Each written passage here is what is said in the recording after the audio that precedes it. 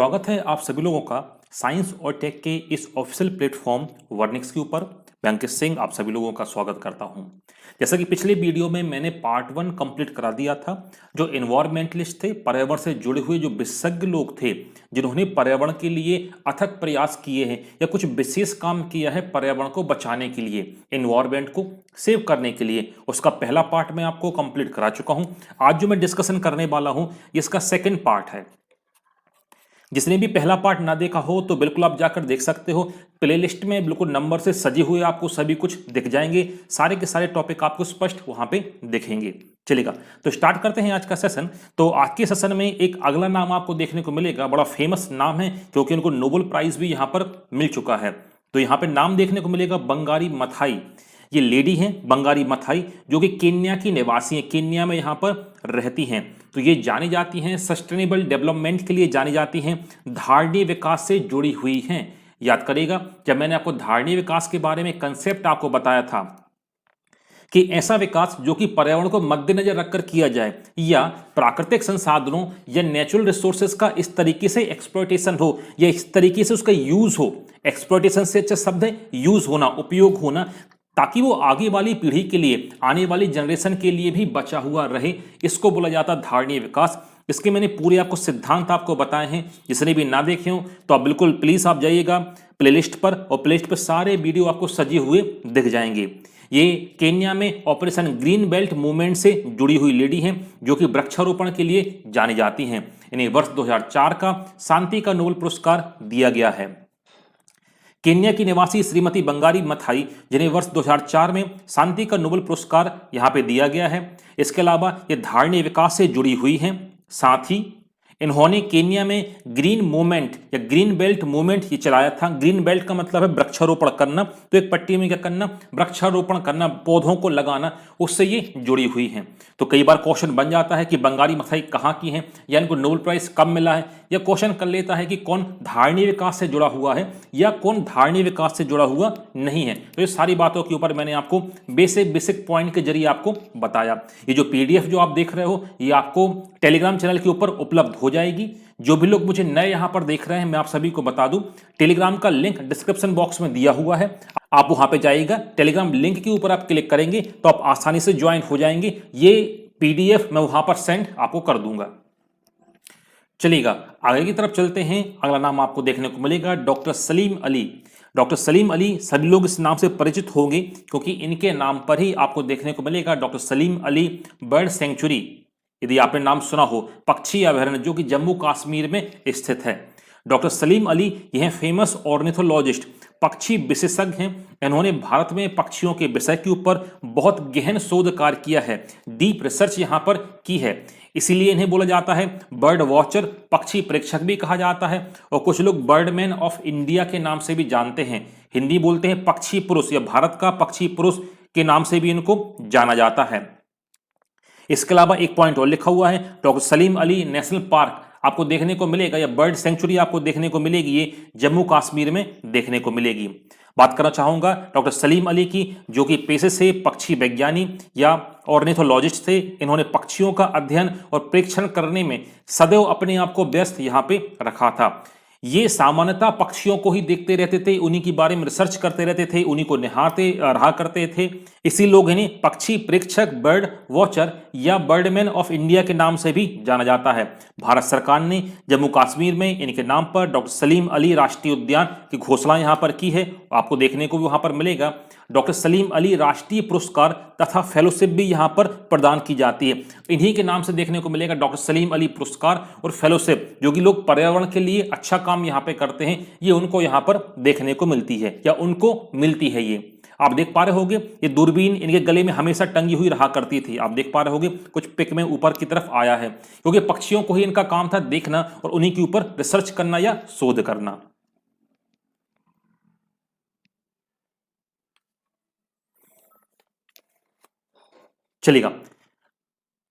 चलिएगा आगे बात करते हैं सुंदरलाल बहुगुणा।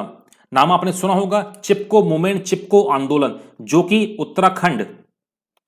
उत्तराखंड की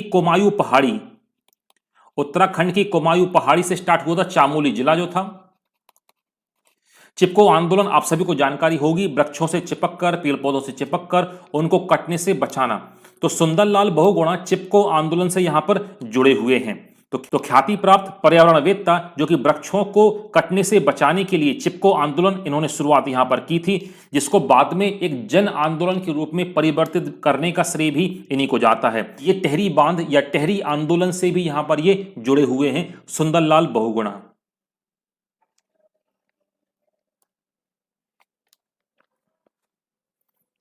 चलेगा, आगे बात करते हैं पांडुरंग हेगड़े। जैसे कि आपने पता है कि उत्तर भारत में चिपको मूवमेंट की शुरुआत हुई थी, ये चिपको आंदोलन की शुरुआत हुई थी। चिपको आंदोलन की तर्ज में साउथ इंडिया में, दक्षिण भारत में पेड़ पौधों को कटाई से बचाने के लिए एक आंदोलन स्टार्ट किया था, विशेषकर कर्नाटका क्षेत्र में। इसका नाम क्या रखा था? एपिको आंदोलन।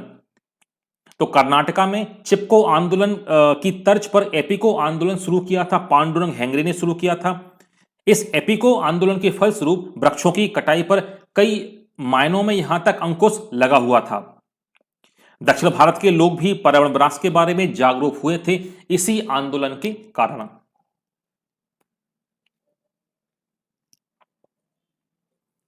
चलेगा, बड़ा एक फेमस सा नाम है डॉक्टर एम एस स्वामीनाथन, सभी लोग इस नाम से परिचित होंगे। इन्हें भारत में हरित क्रांति के जनक यहां पर कहा जाता है। इन्होंने मैक्सिकन प्रजाति की एक बोनी किस्म, मैक्सिकन प्रजाति की एक बोनी प्रजाति भारत में यहां पर विकसित की थी, जिससे भारत में अनाज का उत्पादन तेजी के साथ यहां पर बढ़ा हुआ था। भारत में हरित क्रांति के जनक सुप्रसिद्ध कृषि वैज्ञानिक एवं पर्यावरणवेत्ता डॉक्टर एम एस स्वामीनाथन ने मैक्सिकन बोनी प्रजाति डॉर्फ वैरायटी को, गेहूं की वैरायटी को भारत में विकसित किया था, जिससे देश में अनाज का उत्पादन में काफी ज्यादा बढ़ोतरी देखने को मिली थी। इसके अलावा कुछ और जानकारी मैं आपको बता दूं, इन्हें right livelihood award, Raman Magsaysay award और पद्म विभूषण जैसे राष्ट्रीय और अंतर्राष्ट्रीय पुरस्कारों से नवाजा भी गया है।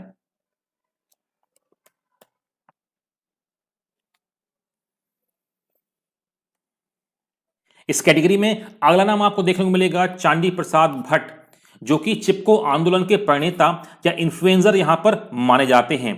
दासोली ग्राम स्वराज मंडल एक संस्था की यहां पर स्थापना इन्होंने की थी, जो कि चिपको आंदोलन के सूत्रधार यही संस्था यहां पर बनी थी।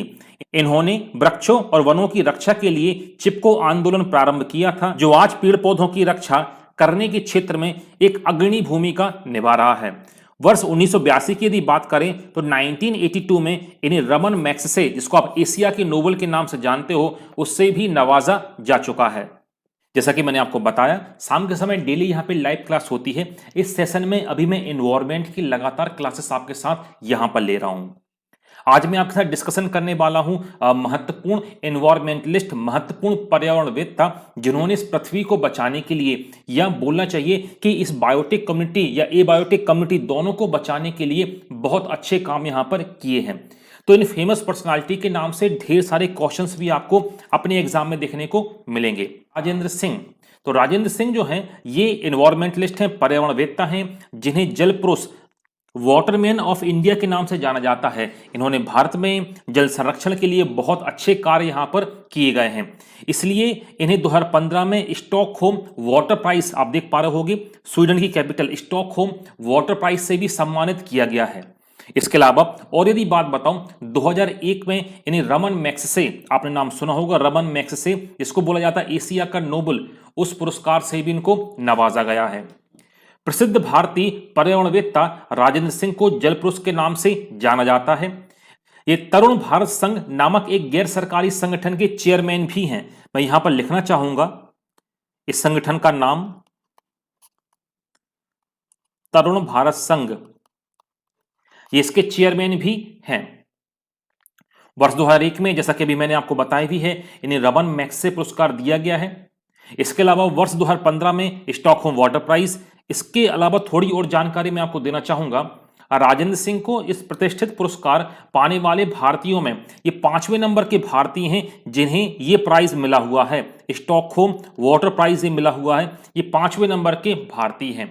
अब थोड़ी सी जानकारी और इनके बारे में, तो इनके पहले किन भारतीयों को स्टॉकहोम वाटर प्राइज से सम्मानित किया गया था। इसके पहले यदि मैं बताना चाहूं तो आपको पहला नाम देखने को मिलेगा डॉक्टर माधव आत्माराम चिताले। यहां पे लिख देता हूं डॉक्टर माधव आत्माराम चिताले, इनको वर्ष 1993 में स्टॉकहोम वाटर प्राइज से सम्मानित किया गया था। बाद में बात करूं तो आपको नाम देखने को मिलेगा सुनीता नारायण, सुनीता नारायण, इन्हें भी स्टॉकहोम वाटर प्राइज सम्मानित किया गया, इन्हें 2005 में दिया गया था। इसके अलावा आसित के विश्वास, इन्हें वर्ष 2006 में सम्मानित किया था स्टॉकहोम वाटर प्राइज से। और डॉक्टर बिंदेश्वर पाठक, डॉक्टर बिंदेश्वर पाठक, इन्हें वर्ष 2009 में इस पुरस्कार से सम्मानित किया गया। तो माधव आत्माराम चिताले पहले नंबर पे, श्रीमती सुनीता नारायण 2005 में दूसरे नंबर पे, आसित के विश्वास 2006 में तीसरे नंबर पे, और चौथे नंबर पे डॉक्टर बिंदेश्वर पाठक आपको देखने को मिलेंगे। वर्ष 2009 में ये पुरस्कार इनको दिया गया है। तो पांचवें नंबर के ये भारतीय हैं राजेंद्र सिंह। तो इसके ऊपर क्वेश्चन बन चुका है कि निम्नलिखित में से किसको वाटरमैन ऑफ इंडिया या भारत के जल पुरुष के नाम से जाना जाता है।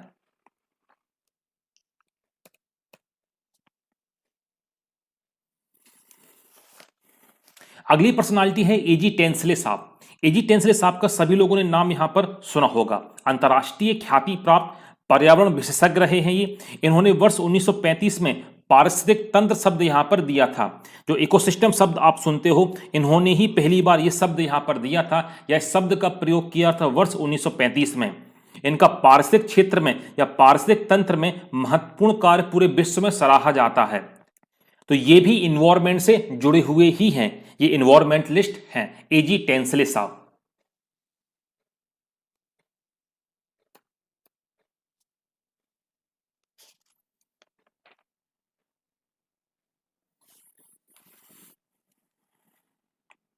बात करना चाहूंगा doctor Norman Ernest Borlaug.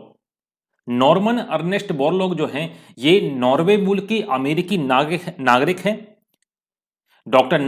Doctor Norman Ernest Borlaug Norway मूल के अमेरिकी नागरिक हैं, जिन्हें बोला जाता है father of green revolution in world. विश्व में हरित क्रांति के जनक इनको कहा जाता है। तो कई बार यहां से क्वेश्चन बना हुआ है, विश्व में हरित क्रांति के जनक किसको कहा जाता है। इन्होंने सोनार 65, लरमा रोहो इन वैरायटी, गेहूं की इन वैरायटी को यहां पर विकसित किया था। साथ में एक अतिरिक्त जानकारी भी है, वर्ष 1970 में इन्हें शांति का नोबेल पुरस्कार भी दिया गया है। बोरलॉग साहब जो रहे हैं, थोड़ी और इनके बारे में जानकारी मैं आपको देना चाहूंगा। तो हरित क्रांति के जन्मदाता डॉक्टर बोरलॉग का पूरा विश्व यहां पर ऋणी रहेगा, क्योंकि इन्होंने खाद्यान्न की समस्या से छुटकारा यहां पे दिलाया था। अब आप सोचिएगा खाद्यान्न और शांति से संबंध होता क्या है।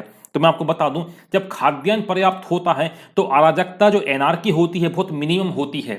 तो इसकी वजह से इनको शांति के क्षेत्र में नोबेल पुरस्कार यहां पर दिया गया है।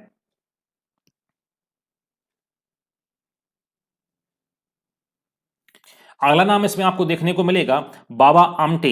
सभी ने इनका नाम एक बार तो सुना ही होगा, बाबा आमटे, जो कि यहाँ पे जुड़े हुए हैं नर्मदा बचाओ आंदोलन से।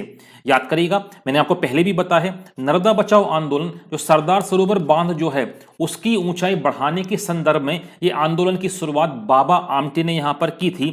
वर्तमान समय में यदि बात करूं तो कैरिड आउट कर रही हैं, संचालित कर रही हैं अरुंधति राय और मेधा पाटकर इस आंदोलन को संचालित यहां पर कर रही हैं।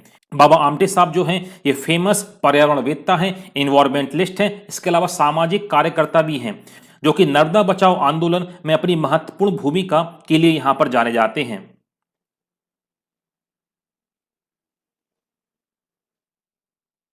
अगला नाम पुराने नाम से जुड़ा हुआ ही है। यहां पर मेधा पाटकर जो कि नर्मदा बचाओ आंदोलन से जुड़ी हुई हैं, एक जानी मानी पर्यावरणवेत्ता, जो कि जानी मानी पर्यावरणवेत्ता इन्वायरमेंटलिस्ट हैं एवं सामाजिक कार्यकर्ता भी हैं, जिन्होंने नर्मदा बचाओ आंदोलन की बागडोर वर्तमान समय में संभाली हुई है।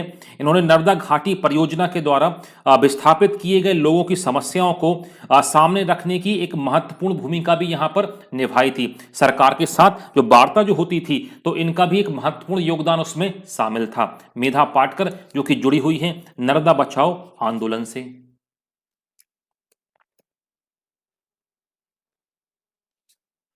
बात करना चाहूंगा रविंद्र कुमार सिन्हा। ये बड़ा फेमस नाम है, इन्हें डॉल्फिन मैन ऑफ इंडिया के नाम से जाना जाता है। तो डॉल्फिन मछलियों के संरक्षण के विषय में इन्होंने बहुत अच्छा कार्य यहाँ पर किया है।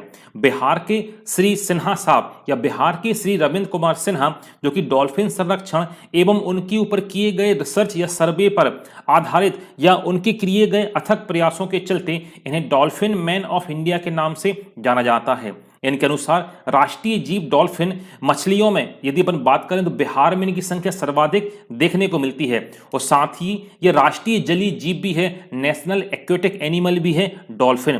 तो डॉल्फिन के नाम से या डॉल्फिन से जुड़े हुए हैं रविंद्र सिन्हा।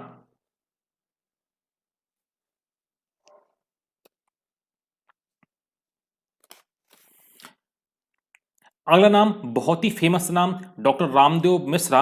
इन्हें भारत में पारिस्थितिक विज्ञान के जनक या पारिस्थितिकी के जनक इनको कहा जाता है। प्रोफेसर रामदेव मिश्रा भारत में पारिस्थितिकी के जनक कहे जाते हैं। इन्होंने वर्ष 1937 में पारिस्थितिकी में पीएचडी की डिग्री लीड्स विश्वविद्यालय इंग्लैंड से प्राप्त की थी।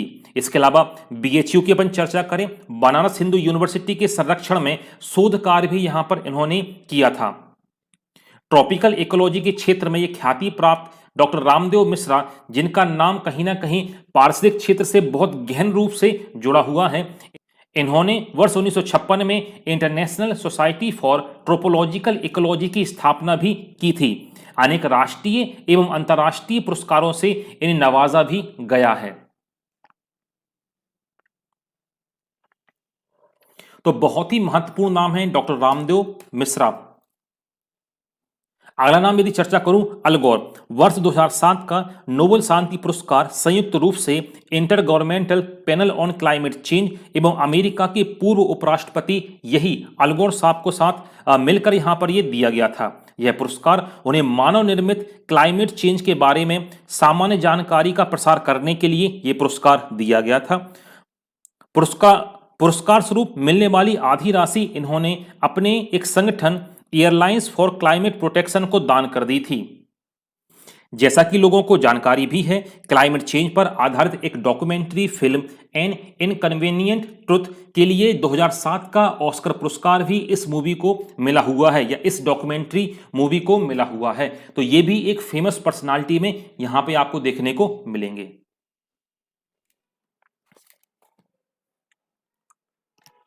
चलेगा, जो भी लोग मुझे यहाँ पर देख रहे हैं मैं आपको बता दूं, ये साइंस और टेक का ऑफिशियल चैनल है वर्नेक्स। यहाँ पर मैं साइंस और टेक के कंसेप्ट आपको बताता हूँ, जो कि वनडे एग्जामिनेशन, बहुत बेसिक एग्जामिनेशन से लेके हायर एग्जामिनेशन तक के कंसेप्ट के ऊपर मैं डिस्कशन आपके साथ यहाँ पर करता हूँ।